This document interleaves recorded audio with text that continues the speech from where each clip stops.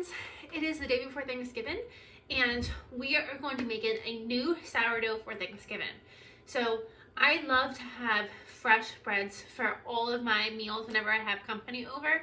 However, for my holidays, Thanksgiving, Christmas, and Easter, my family tradition has always been to make blueberry rolls or blueberry muffins.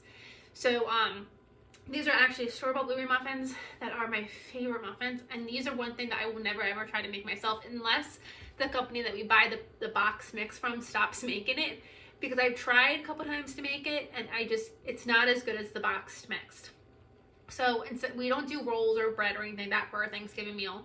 We do these blueberry muffins, but it's not Thanksgiving unless I try, or it's not a holiday, or it's not like a fancy meal unless I make a bread. So I decided, instead of making a bread with our meal, we're gonna make a dessert bread.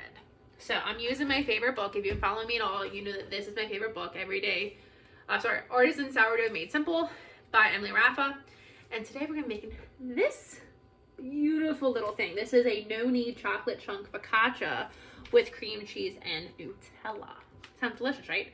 So I'm gonna say right off the bat, you can see on her, if I get out of the sun, there are strawberries, raspberries, and pomegranate seeds on her bread, as well as Nutella, and that's it. So today for Thanksgiving, I decided to make this last night, and I am not running out to the store to get Nutella or the fresh fruit. My mom has a little bit of Nutella left over. I think I'm gonna try to grab that, but I honestly think I'm just gonna melt some chocolate, and that's gonna be just fine. I'm trying to use more of what I have and not have to run out to the store for every single recipe. So when it comes to the chocolate Nutella sauce that this is calling for, that you put on the top of the bread, I think it's gonna make my own chocolate sauce. For the fruit, I have a lot of frozen strawberries and raspberries. So what I'm actually thinking about doing is, over the summer I mixed up some strawberries and sauce and like a sugar syrup that I plan on using for strawberry shortcake. I think I'm gonna pull one of them out and I'm gonna put one of them on top of this bread. And then that way I don't need to go out to the store and try to deal with the craziness of the store that it's gonna be today.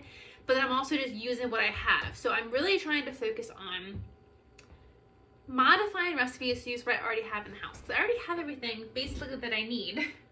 So I'm gonna try to use everything I have in the house. So it is, like I said, it is Thanksgiving Eve, and it is about 3 o'clock. So I have my starter here. I have fed him.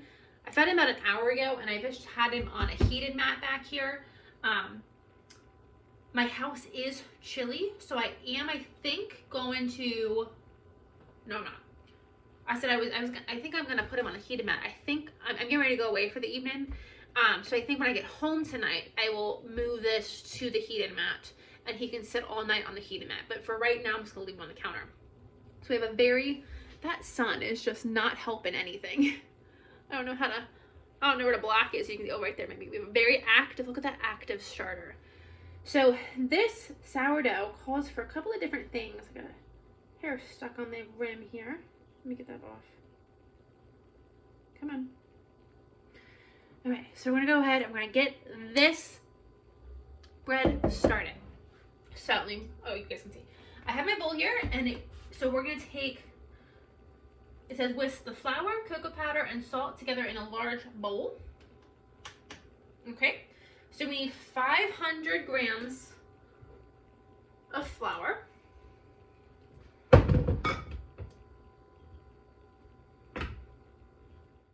He's going between $4.98 and $500, so I think that's okay. We need 20 grams of cocoa powder.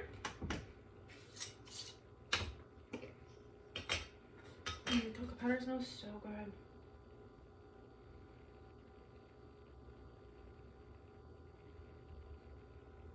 Ooh. That was too much. Let me see if I can get any of that back out of here. Maybe here. Even when I try to measure, I don't do well. Okay, we're at 26. I'm just gonna say that's okay. And I do have just a little bit, God, you can't see that sun is right there. Just a sprinkling of flour in my cocoa powder, and that's gonna be okay. That's gonna be just fine. Okay. And then 5 grams of sea salt. At least it wasn't sea salt that I did extra of, right? There we go. Beautiful. Okay. Now I want to whisk this together, or mix it together. And I did say it was important to whisk these parts together first, because if you didn't do this part first, you would end up with just streaks of white throughout your bread because the cocoa wouldn't get distributed well enough. This is why I need to wear an apron. Ugh. I'm just a mess. I'm just a mess. Okay. Oh, we got some chunks of cocoa. Let's get them combined. Okay, now we're going to do our starter. So it says we need 50 grams of active starter.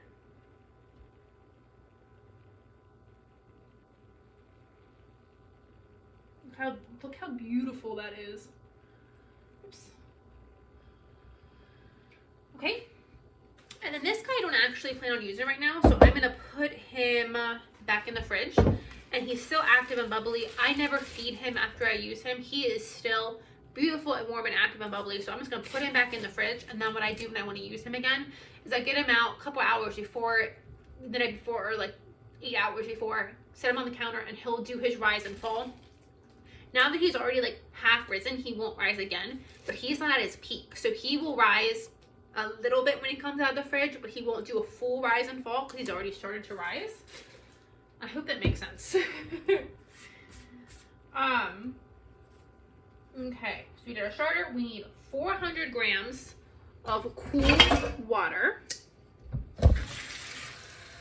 This time of year, the sun has shifted to a point that for the next like hour and a half, this kitchen window is not going to be able to be used. The sun just comes straight in, and you cannot be here without getting blinded.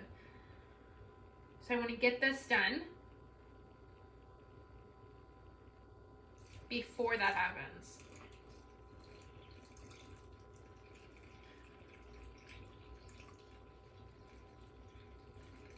Maybe I needed a bigger bowl.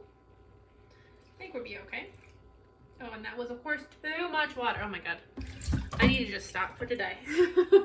I don't think I've hit any of these marks that you're supposed to hit with sourdough. Okay, that's 4 or 3. That's going to be okay. And then, oops. And then the last ingredient, oh no, sorry. We need 20 grams of honey. If I can get my honey opened. We need 5 grams of vanilla.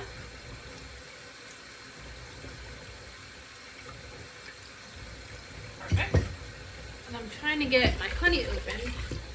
We need 20 grams of honey. So I'm trying to just get my water hot. I mean, you can't get something unstuck. You just run it under the water. You guys can see. And I have really hot water here. You kind of just run it along the rim here. And that's gonna soften. Ideally, that's gonna melt the sugars that is holding this lid on. So do that, and then bang it on a table. And this is not working. Oh, there we go. That worked. Bingo. Okay. So now 20 grams of honey. Beautiful. Again, that was 27.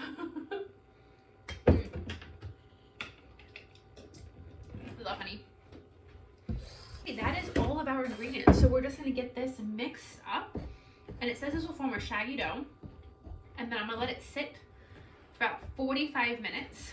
While it's sitting, I'm going to set up my dining room table, and I'll show you guys what I'm doing there.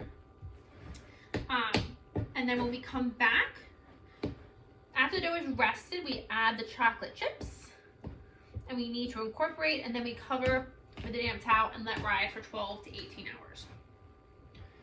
So at this point, it is 3:17. I'm getting ready to go to my girlfriend's house for a movie night. I text her, I'm like, what are you guys doing for Thanksgiving Eve?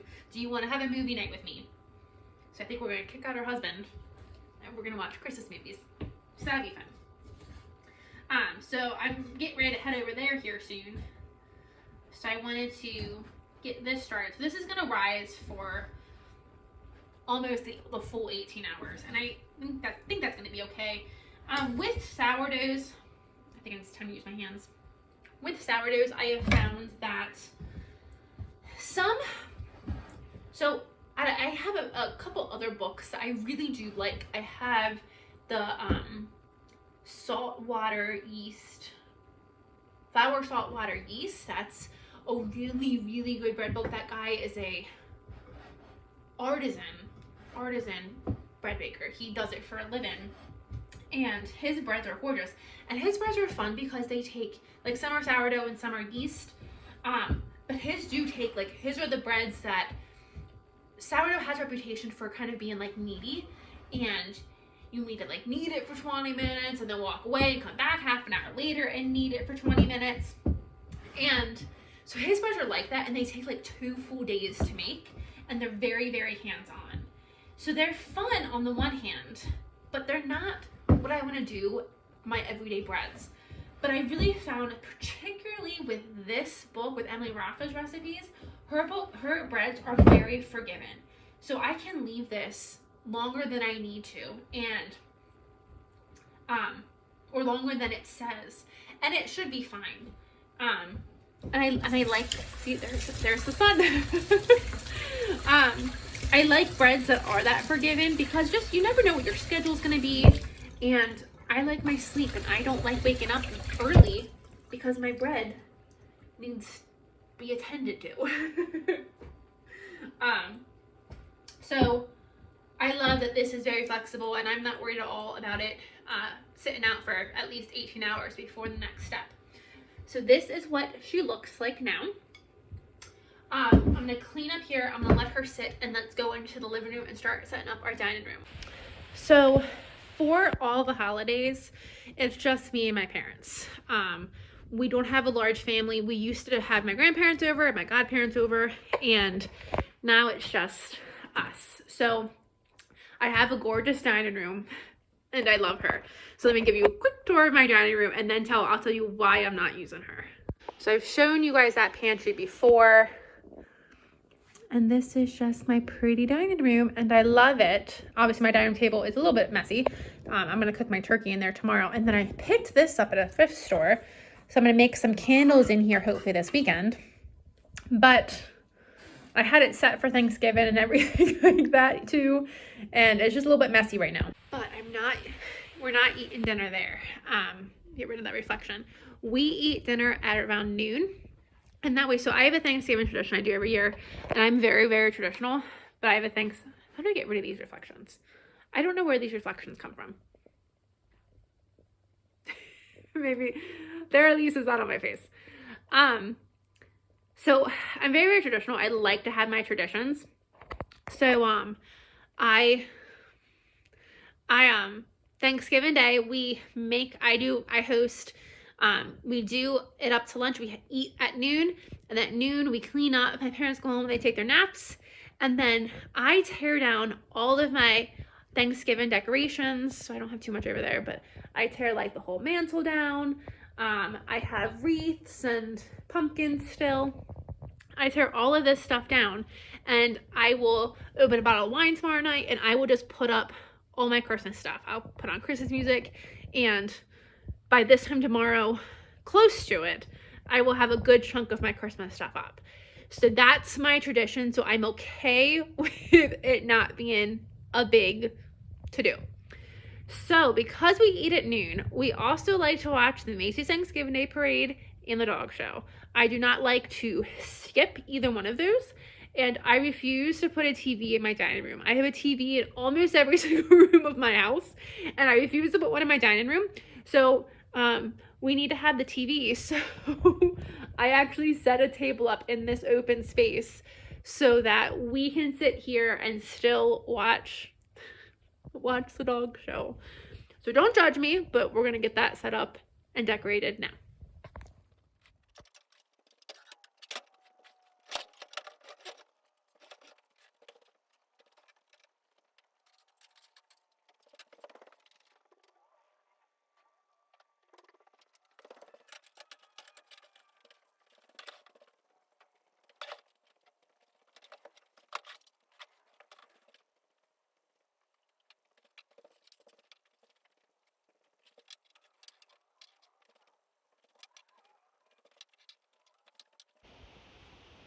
So it's not perfect, but it's cute enough for our little family. And I'll go light the candles right before we eat and we can watch the dog show.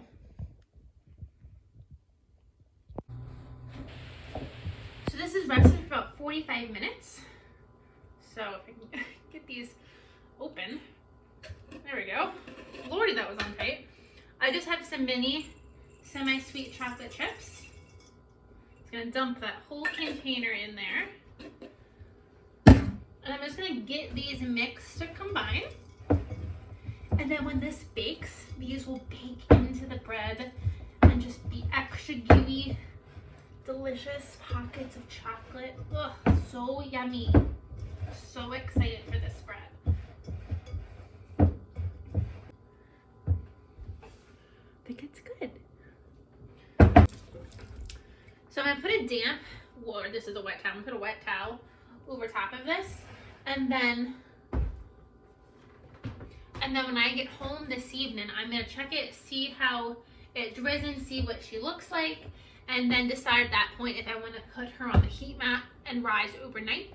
And then we'll be back tomorrow morning, which will be Thanksgiving morning, to finish this puppy up. So I'll see you guys later. Good morning and happy Thanksgiving.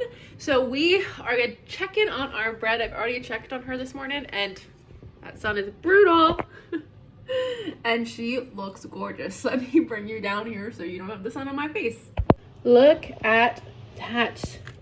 She's risen beautifully. I did have her on the heat mat here. And what this is, all of this darker part is actually a crust that formed just because my towel dried out since I wet it at 3 p.m. yesterday. And that's completely fine. We can work that back into the dough. But what we're actually gonna do is we're gonna take it over here. And over here, I have 5 tablespoons of butter that we have melted. And I have a 10-inch, I think this is my 10-inch cast iron. I hope this is my 10-inch.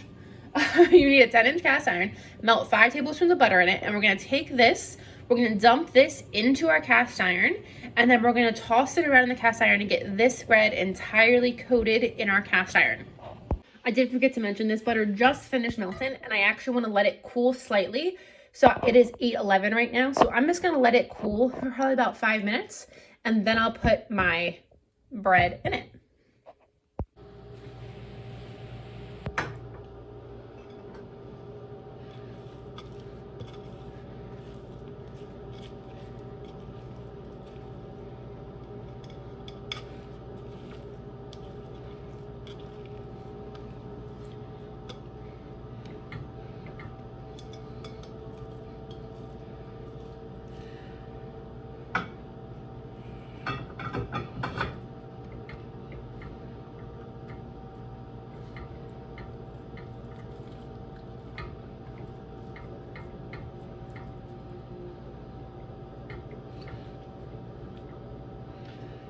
Messy hands, but now we let him sit for an hour.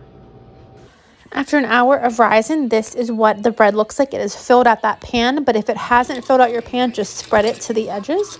And then I baked it at 425 for 35 to 45 minutes. And then when it came out, I wanted to melt some chocolate over, and I was going to do a double broiler, but I just decided to put some chocolate chips right on the top and put it back in the hot oven. When it came out, I just spread the chocolate over the bread, and then I topped it with my strawberries and syrup some dots of cream cheese, and then confectioner's sugar. And this looked delicious. And I will say it did taste delicious, but it does play a bit of a mind game on you because you think it's going to be a chocolate cake, and it's not. It's not near as sweet as chocolate cake. It is a bread, but it was delicious. And I will 100% make it again, especially for company. It was a bit of a showstopper, and I really loved it. Then here is our Thanksgiving feast. It is just the 3 of us, so we don't do a ton, but I do like to have a lot to choose from. Thank you guys for joining me. I hope you had a great Thanksgiving. I'll see you on the next video.